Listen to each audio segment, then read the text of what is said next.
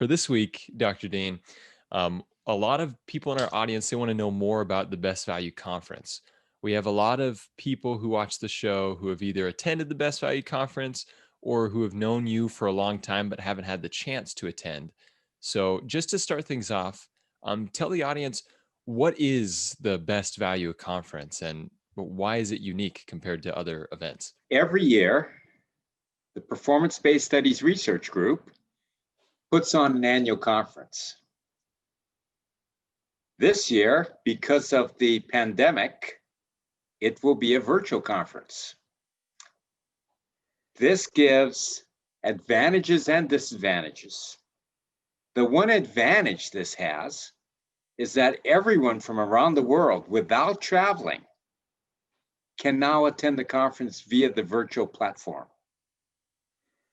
This is amazing. Our attendance this year is closing in on 100 attendees. And how much is it usually? Normally, last year, it was about 60 attendees. Wow. The previous year may have been 70 attendees. It is not only a much bigger number, but the people who are attending are very expert or very motivated to learn about the best value approach. It makes it just a tremendous conference to try to attend. And so, what differentiates it from other conferences, say about project management, facility management, procurement? What makes this conference different is we actually show the entire process that delivers services. This year in particular, the approach has been further simplified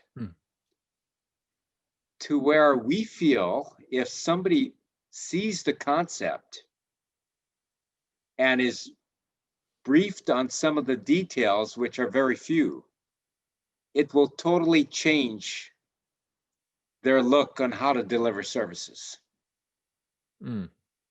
We feel that our presentation this year, if someone had attended 2 years ago or 3 years ago or previous to that, they may click on and attend this conference and think that we have totally changed it.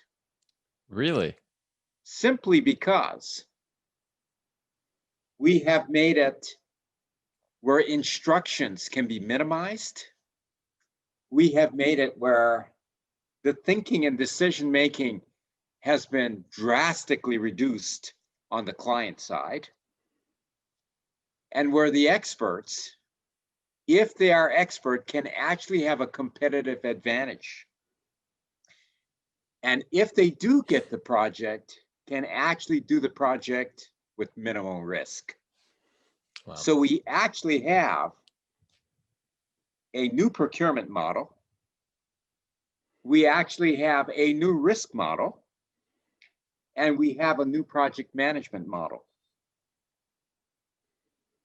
And for the first time this year, a large organization has actually captured this and put it into their documentation, which is the first step in trying to sustain, quote, automation in the delivery of services. Oh, so you're going to bring in a client organization that's been using the best value approach on a wide scale. Yes, we're actually going to show you how long it took for them to actually adopt this. Wow. Or on their way to adopting this as policy in their organization. So if I'm hearing you right, one of the things that makes this conference so different is this isn't like a teaser, or this isn't just a portion of your approach. You're giving people everything. You're not holding anything back. It's the whole approach, the whole model, all the results. Yes. And although we have those who say, Dr. Dean, you haven't given us all the information, they're actually going to be surprised because they will get all the information, all the updated texts, and they will actually see where we have moved this from a client-centric approach to a vendor-centric approach and actually showed the vendor who now has controlled the process to mitigate risk. In the past, we explained it and I thought it was clear, but evidently my expectations were too high.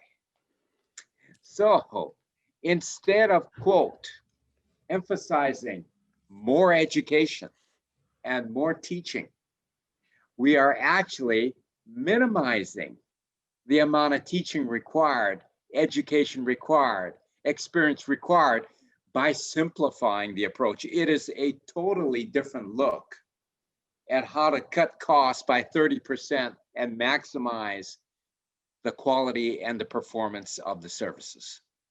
So, I think one of the things that when I talk to a lot of people who are interested, everything in the conference sounds great, but the biggest hang up that people have is trying to convince maybe their boss, their higher ups, that this is a worthwhile conference to go to. So, what would you say to someone? How can they justify to their organization that this is an important step for them to make? Well, we use metrics and we make it simple. Basically, we are telling people that if they utilize this best value approach, they will cut their costs by 30%. And we know that because in test after test, that's what's happened. If they want to cut their costs by 30%, if they want to utilize expertise, we haven't found another way to do it. If they need further education on what the best value approach will do, or further convincing, we tell them, you don't need to attend this conference, just wait another couple years. Because we've learned if people don't want to make dominant changes as the best value approach does, they're not the right people to attend this conference. Yeah, that makes sense. So it's this conference could potentially save us up to 30% in expenses and project costs. And if they don't bite for that, then it's not worth trying to convince them. That means that either their organization and their structure doesn't want to do it, is having a bad year, or can't understand that they need to be more efficient and effective. Yeah. And whichever explanation fits them, we're here to work with people who can see, people who are observant, people who are interested and actually believe that they can do this. So that brings us to my next question that I wanted to ask you. You talked a lot about what someone can gain from attending the Best Value Conference, but I want to know why you, Dr. Dean, why do you continue to host the Best Value Conference? What is your objective and what are you getting out of doing this event?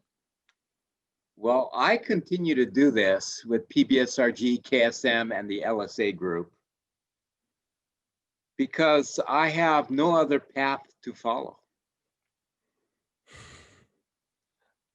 I cannot understand why groups continually waste their resources and utilize people who do things that don't make sense. I do not have another path.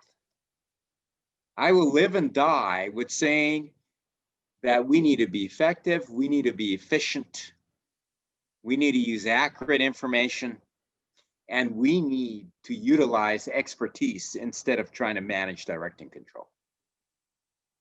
And because of the pandemic, I'm getting even more excited about this because organizations are seeing that funding is being minimized, that the amount of projects that they can do are being minimized because of the pandemic.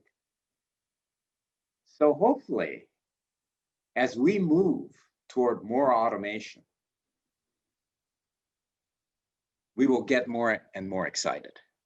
So you're in it for the efficiency, you're in it for the people, and this is the leading conference to be able to go to to learn how to make your organization more efficient when it comes to projects, utilizing expertise, outsourcing services? This is the real McCoy